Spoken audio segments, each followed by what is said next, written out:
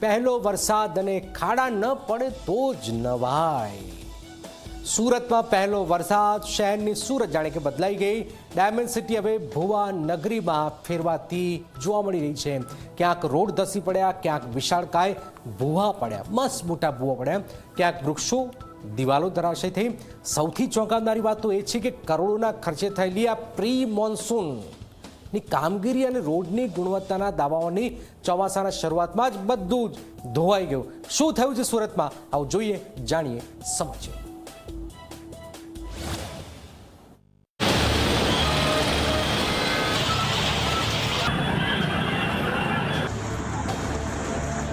આ દ્રશ્યો છે સુરતના નાના વરાછા મુખ્ય માર્ગના, જ્યાં સામાન્ય વરસાદે જ મહાનગરપાલિકાની કામગીરીની પોલ ખોલી નાખી છે। રસ્તાની વચ્ચે પડેલો આ વિશાળકાય ભૂવો માત્ર એક ગાબડું નથી, પણ તંત્રના દાવાઓ પર પડેલો મોટો સવાલ છે। અત્યાર સુધી ભ્રષ્ટાચાર માત્ર કાગળ ઉપર જોવા મળતો હતો, પરંતુ સુરત શહેર એવું છે કે જેનો ભ્રષ્ટાચાર જે છે તે હવે રસ્તા પર જોવા મળી રહ્યો છે। આપ જોઈ શકો છો, જે આખો જે રસ્તો છે તે ચોમાસા પહેલા બનાવવામાં આવ્યો હતો, પરંતુ હાલમાં એવી પરિસ્થિતિ થઈ છે કે એક જ રોડ ઉપર 5 જેટલા જે મસ્ત મોટા જે ભૂવા છે તે ભૂવા પડ્યા છે। આપ જોઈ શકો છો કેટલો મોટો મસ્ત ભૂવો અહીં પડ્યો છે। આપ જોઈ શકો છો અંદાજિત 3 થી 4 ફૂટ ઊંડો જે ભૂવો છે તે રસ્તા પર જોવા મળી રહ્યો છે। આ જે રોડ છે તે રોડમાં જે મટીરિયલ યુઝ કરવામાં આવ્યું છે તે હું આપના સુધી પહોંચાડવાનો પ્રયાસ કરીશ। આપ જોઈ શકો છો આ જે ડામર છે, ડામર કેટલી હલકી કક્ષાનો વાપરવામાં આવ્યો છે, આપ જોઈ શકો છો। ચોંકાવનારી વાત તો એ છે કે આજથી માત્ર 2 દિવસ પહેલા જ અહીં સમારકામની કામગીરી પૂરી કરવામાં આવી હતી, પરંતુ પ્રથમ વરસાદમાં જ નવો રોડ બેસી ગયો અને ફરીથી ભૂવો પડી ગયો।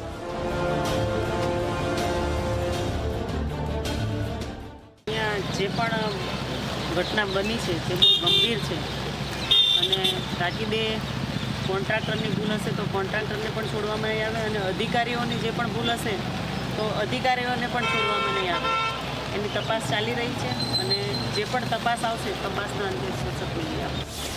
સ્થાનિકોના જણાવ્યા મુજબ આ સ્થળે માત્ર 15 દિવસ પહેલા પણ મોટો ભૂવો પડ્યો હતો, ત્યારે તંત્રએ સમારકામ કરીને સમસ્યાનો અંત આવ્યો હોવાનો દાવો કર્યો હતો, પરંતુ 2 જ દિવસમાં ફરી રોડ ધસી પડતા કામગીરીની ગુણવત્તા સામે ગંભીર સવાલો ઊભા થયા છે।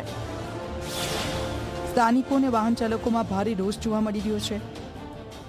સીધો ભ્રષ્ટાચાર બંને કોન્ટ્રાક્ટરોનો છે। જે કોન્ટ્રાક્ટરે સ્ટોમ નેટવર્ક નાખ્યું છે એને વોટરિંગ કર્યું નથી એટલે જમીન બેસી છે, અને એ પછી જે કોન્ટ્રાક્ટરને આ સ્ટ્રેન્ચ લાઇન બનાવવાની હતી એ વ્યક્તિએ પ્રેશરથી કે રોલિંગ પૂરેપૂરું કર્યું નથી, અને એના કારણે નજીવા વરસાદને કારણે માટી બેસી છે અને આખો રોડ તૂટી ગયો છે।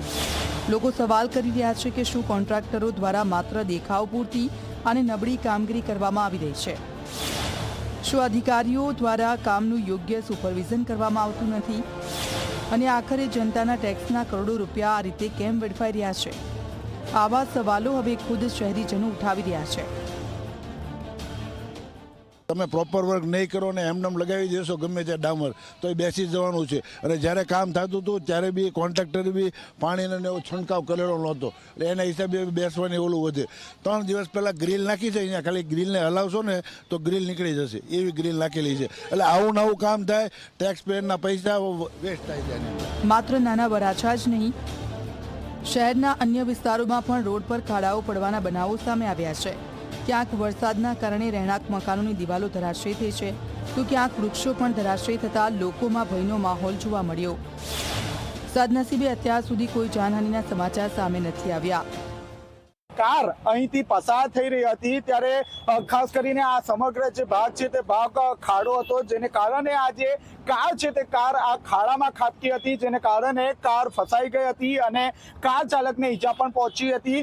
સુરત મહાનગરપાલિકા દ્વારા પોતાનો બચાવ કરવા માટે આ જે પુરાણ છે તે પુરાણ કરી દીધું છે, પરંતુ મહત્વની વાત છે કે આ જે પુરાણ છે કાર હોવાના કારણે આ પુરાણ કર્યું ન હતું। બુદ્ધિનું જે પ્રદર્શન છે તે અહીં જોઈ શકો છો। આખો જે રોડ છે તે રોડ સમારકામની જરૂર હતી, પરંતુ જ્યાં કાર ખાબકી હતી તેનો માલિક મળી ન રહ્યો હતો, જેને કારણે આટલો જે ભાગ છે તે ભાગ બચાવીને રાખ્યો હતો। અને આટલો જે ભાગ છે તે આપ જોઈ શકો છો, અન્ય જે પથ્થર અને કપચીનું જે પુરાણ છે તે પુરાણ કરીને પોતાનું જે પાપ છુપાવવાનો અહીં પ્રયાસ કરવામાં આવ્યો છે। દર વર્ષે ચોમાસા પહેલા કરોડો રૂપિયાની પ્રી મોન્સૂન કામગીરી કરવામાં આવે છે. રોડ મજબૂત હોવાના અને વરસાદી સ્થિતિ સામે તૈયાર હોવાના દાવા કરવામાં આવે છે, પરંતુ પહેલા જ વરસાદે તમામ દાવાઓની હકીકત સામે લાવી દીધી. હવે સવાલ એ છે કે જો સામાન્ય વરસાદમાં સુરતના રસ્તાઓ ધસી પડતા હોય તો ભારે વરસાદમાં શહેરની સ્થિતિ શું થશે? અને આ બેદરકારી માટે જવાબદાર કોણ? પ્રશાંત ઢીવરે, ઝી મીડિયા, સુરત.